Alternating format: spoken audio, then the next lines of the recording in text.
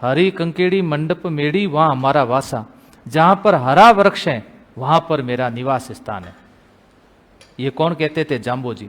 उस समय जाम्बो जी ने ये कल्पना की थी कि हरे वृक्षों को मत काटो। आप सोचो उस समय 1730 के समय इतना प्रदूषण कहां था? इतनी गाड़ियां थी क्या? इतना धुआं था क्या? नहीं था। तो सोचो उस समय के हमारे संत महात्मा कितने मतलब दूरदृष्टि की सोच रखते थे। उनको पता था कि पेड़ पौधे बहुत जरूरी है। तो अपना एक नया संप्रदाय स्थापित करके गए, विष्णुई संप्रदाय। और विष्णुई संप्रदाय के उन्होंने 29 नियम के 29 धर्मरी आखड़ी हृदय धर्यो जोए, जाम्बो जी कृपा करे तो विष्णुई होए। और 29 नियमों के अंदर जो नियम बताए, उस नियमों में यह भी उल्लेख किया है। किसके बारे में? पर्यावरण के बारे में भी उल्लेख किया है कि लीला रुखनी गावना ने गावे दियो प्राण, सिर साटे वृक्ष बचे तो भी सस्तो जान। इससे बड़ी बात और क्या हो सकती है?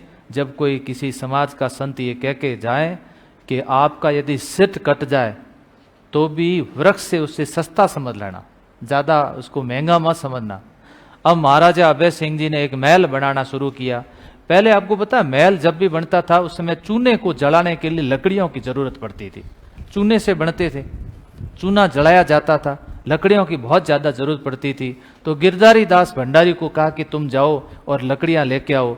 आप हरे वृक्ष ज्यादातर किस क्षेत्र में मिलेंगे? आज भी आप चले जाना, जहां पर विष्णुई समुदाय ज्यादा है वहां पर एक तो वृक्ष मिलेंगे, पशु पक्षी अनाप शनाप मिलेंगे, हिरण वगैरह। वहां पता चल जाएगा कि ये विष्णुई बेल्ट है, ये विष्णुइयों का इलाका है। तो वहां वृक्ष देखे कि वृक्ष तो बहुत गजब पड़े हैं, वृक्ष इनको काट देते हैं। तो काटते समय वहां पर रामो जी की पत्नी अमृता देवी, उन्होंने आकर के इसका विरोध किया कि तुम वृक्ष नहीं काट सकते। गिरधारी दास भंडारी ने कहा कि राजा साहब का आदेश है और हम वृक्ष काटेंगे। तो उन्होंने कहा वृक्ष काटने से पहले सिर काटना पड़ेगा इस अमृता देवी का। ऐसे करके 363 स्त्री और पुरुष, 294 पुरुष, 69 स्त्रियां वृक्षों की लिपट गई। और इन्होंने गिरधारी दास ने उसमें घमंड में यह आदेश दे दिया कि आप जाओ और वृक्षों को काटो। अगर कोई साथ में है तो उसको साथ में काट दो। तो देख लो ये चिपके हैं और इनको साथ में काटा जा रहा है।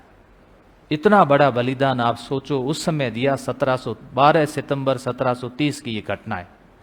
विष्णु समुदाय का अतुल्य बलिदान, मतलब अतुल्य योगदान।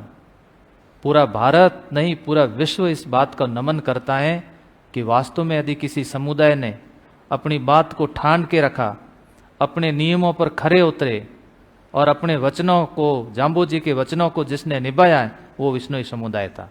यह बात जब जोधपुर महाराजा को पता चली तो महाराजा ने इसके लिए खेद प्रकट किया और महाराजा ने आदेश दिया था कि भविष्य में हम किसी प्रकार के वृक्ष नहीं काटेंगे। मैं विष्णुई समुदाय को यह विश्वास दिलाता हूं।